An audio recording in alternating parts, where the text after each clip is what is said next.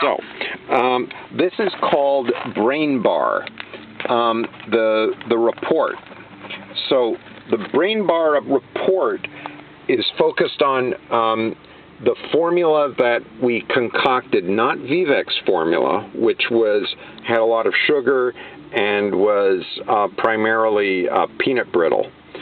I tried a formula that I first got the audience primed with the article from the New York Times, Sugar, Salt, Fat. Or I guess it's salt, sugar, fat. Right. So I primed them first, and then I handed it out with the low expectations that this will not taste like a normal power bar or protein bar because it has very little sugar in it. It just has a touch of honey in it. And now what I want you to tell me is how much additional honey do you want added? Anyone who was under 35 said it just wasn't sweet enough. Anyone over 35 said it wasn't the best bar they'd ever tasted, but they would like to have another because they knew the ingredients, the flax, the omega-3s. They were primed with it, with the nuts. I mean, I just hammered the point that there's no sense in sending them out for a break if I didn't feed their break with water and omega-3s. And they just loved this, that this was an instructional tool.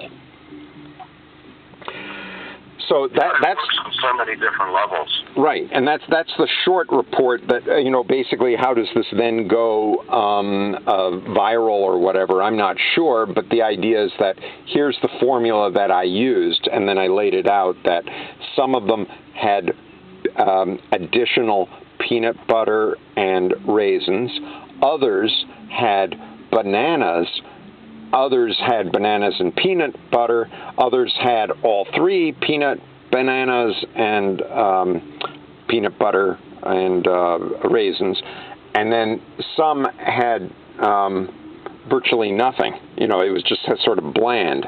But people could use whatever formula they wanted.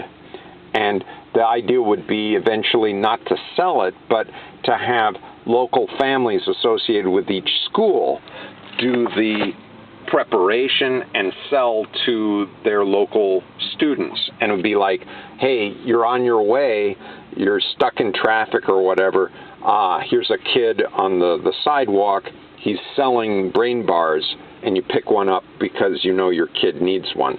Or you're a teacher and you pick up 3 bars and you cut them up into pieces for the kid's break. It would be sort of you know that there's going to be a mouthful of brain bar sometime in the day, either provided by the parents or provided by the students, by the teacher.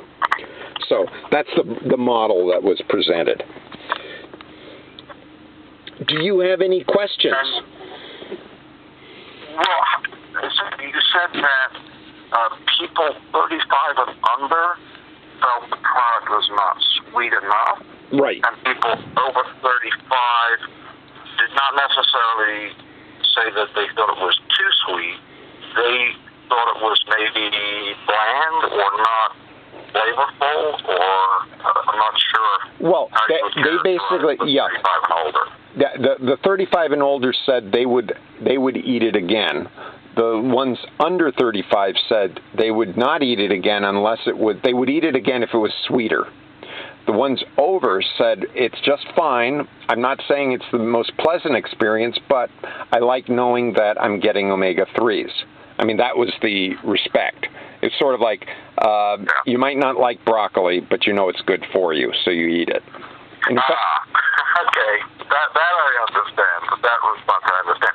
And the sweetener that you were using is honey, and was that locally obtained, or is it readily available to use as an ingredient? It is locally available. I was trying to use as little as possible to start them off with a very low expectation and to say, look, the main ingredient here is omega-3. And so then you would sweeten it to taste. And so that I think that's the way you have to go with it. Right. And what was the source of the omega-3s? What was the ingredient that... I brought in four types of nuts, and we used a blender to chop up the nuts into, pulverized powder, more or less. And then there was a little bit of protein powder I threw in, along with the dried milk powder. Yes. Excellent. What do you think of the taste, Steve, as kind of someone who's familiar with a wide range of sweet and savory tastes from products in the U.S.? What was your response to it? I knew that I was basically having oatmeal. It was basically oatmeal. That was it. Good for you, but you wouldn't necessarily, I've got to have a whatever. Oh, no. No. I would say, where's my brain bar? It's time. I need a brain bar. I'm ready to have that daily. Oh, that's great. That's excellent. Well, I think you really hit a lot of really good points. I like the distribution model that you're thinking of. I really like the idea that it's locally produced and that the community is involved in the distribution. I think that's really a great model to build from. And I guess the only question I would have is the people who would make the brain bar, what would their cost likely be in terms of ingredients and production time and so forth and so on? And are there enough people, do you